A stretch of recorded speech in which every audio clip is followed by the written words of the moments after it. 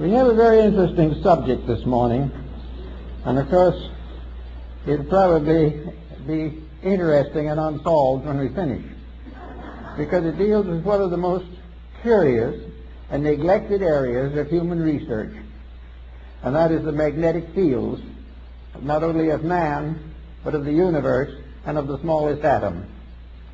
The beginning of the study of magnetism can be traced back to Egypt, and the staffs and wands of the ancient priests were instruments of magnetic conjuring.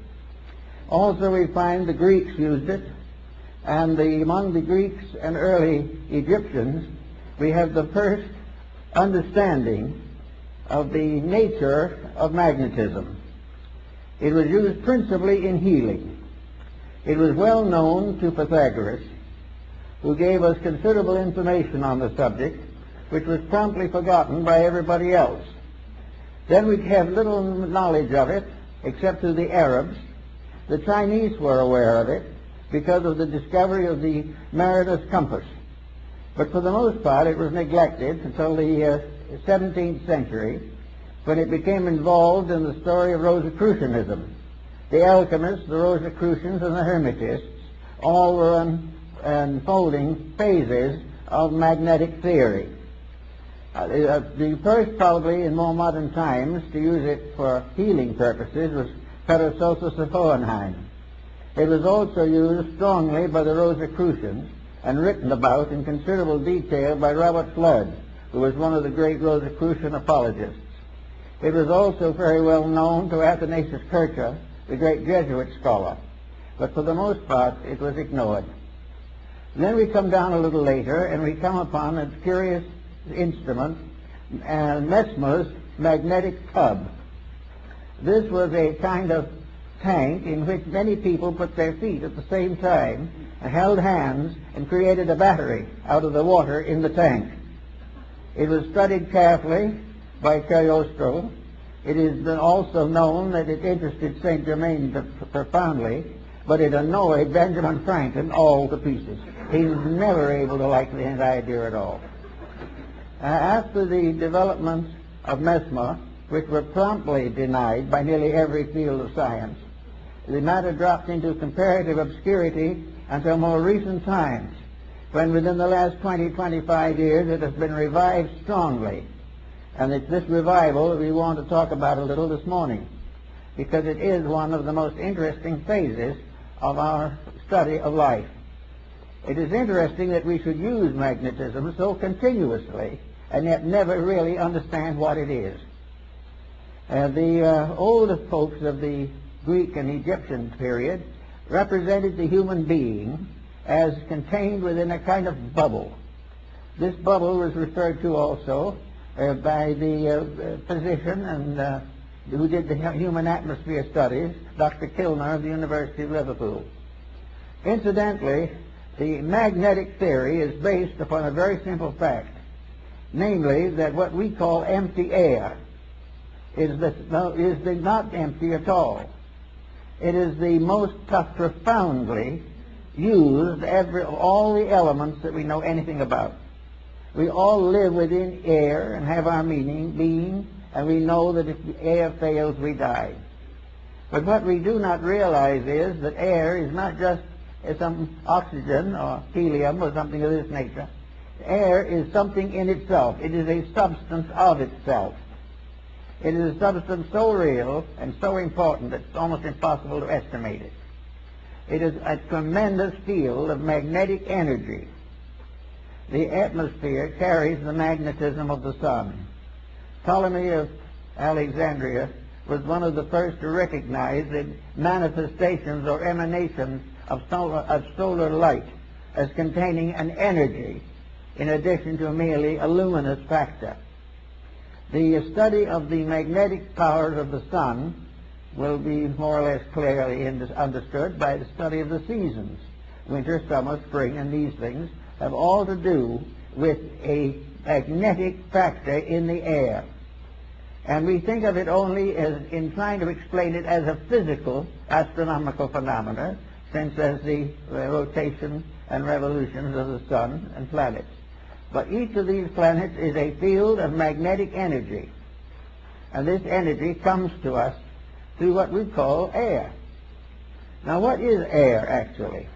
Well, we have scientific definitions of it, but there's something more to it than that. Air is something in itself. It is a substance. It is not only a condition of climate or of weather. It is a basic factor in the contributions which make up existence. One thing we have learned from television is that air transmits. We know, for instance, that we can have all kinds of programs on the air at the same time. And they can come from all directions. And they can overlap and interlap. But each one will remain separately identified as though it was moving in a channel or a circuit of its own. And all these scrambling films, some of which are scrambled inside as well as outside, are working on one atmosphere, and that atmosphere is keeping each one of them in a perfect orbit of its own. You can have a dozen programs, if you turn them on, turn them off, but none of those programs is going through the air in the form we see it. We see the murder committed on the screen, and we see it broadcast into a theater somewhere or into a home. But it isn't the murder that's going into the home. The murder has not been visible when it went through the air. Something went through with vibration. And this vibration in the magnetic field can be divided into an infinite complexity of separate emanations. In other words, if we had 1,000 different channels, they could be differentiated in the magnetic field so that each one would be broadcast correctly and properly for whatever it is. Thus we realize there's something out there besides air, something besides helium and oxygen, something besides the ordinary factors we take into consideration scientifically. We are in the presence of a mysterious agent, an agent that is part of everything that we are. Now, studying magnetism as it comes into the human body, we discover along with Tilda that each human body is surrounded by an etheric or energy field. This energy field is sometimes referred to as an aura, but it is not the true aura that we think of in metaphysics. This magnetic field is an area of energy. This area of energy forms an egg-like atmospheric sheath around the physical body, usually extending 3 to 5 feet from it in each direction. This energy field is the basis of virtue, because this energy field depends for its reality, its serviceability, and its protecting power to mood, emotion, thought, and the attitudes of the person around which this magnetic field is gathered. In other words, the individual, if they are normal, if mentally, emotionally, and physically they are keeping the rules, this magnetic field forms a tremendous protection. It is normal, it is healthy, it is constantly able to handle infections and all kinds of difficulties. It will help to heal wounds. It will help to recover the use of functions and organs. And if we are deprived of some part of the body, it will try to compensate for it. As long as the individual takes proper care of his magnetic field, it will serve him. Now, this is a phase of morality that is generally overlooked. It is assumed that these magnetic fields are something you don't pay much attention to. They're there, maybe they'll help a little. But the truth of the matter is that practically the whole survival of the individual depends upon maintaining the integrity of this flow of energy into the magnetic field. This energy comes from the sun. It comes through a mysterious energy tube in the magnetic field. It enters the individual through the crown of the head.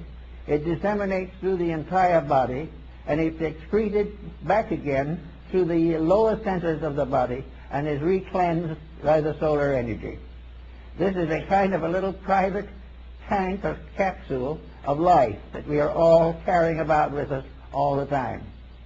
Now, the problem of morality in this is very definite. The moment we break rules we damage that magnetic flow.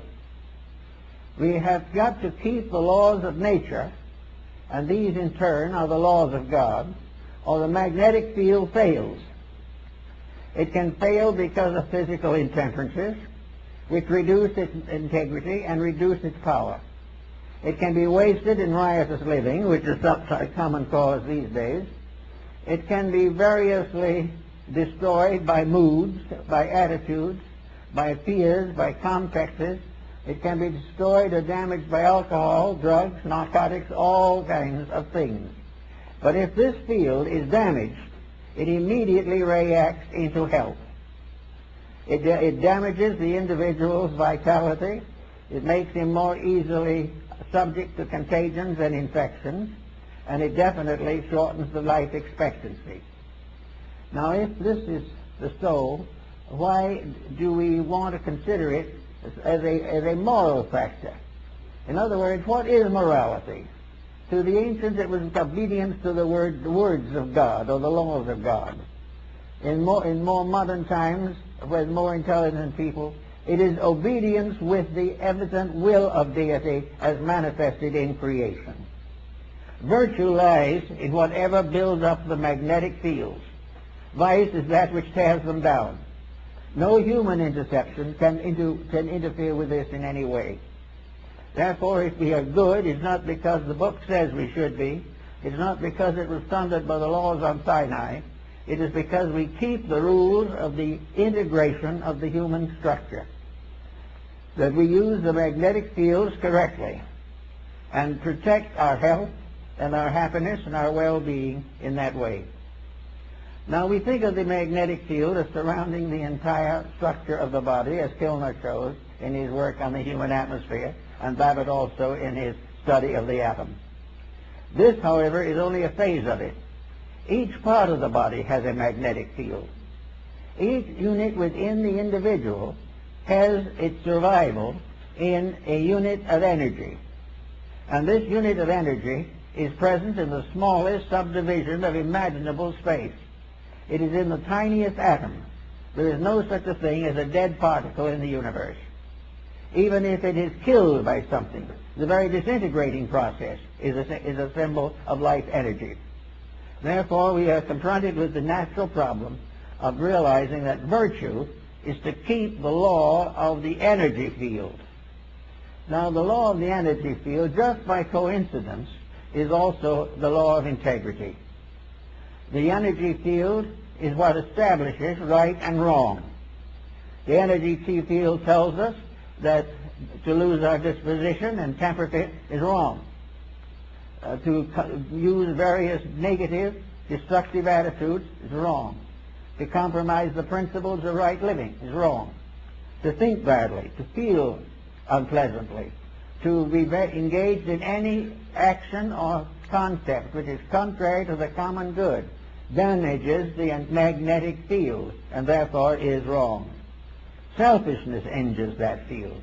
Every vice we know, the breaking of any of the 10 Commandments and a number of other rules results in damage to that field. It has nothing to do with nation. It has nothing to do with the ordinary concepts of codes, because the final code itself is based upon the life principle in each part of the human constitution. So we have each little cell has its own moral responsibilities. The stomach has its own magnetic field. The stomach is not simply an organ.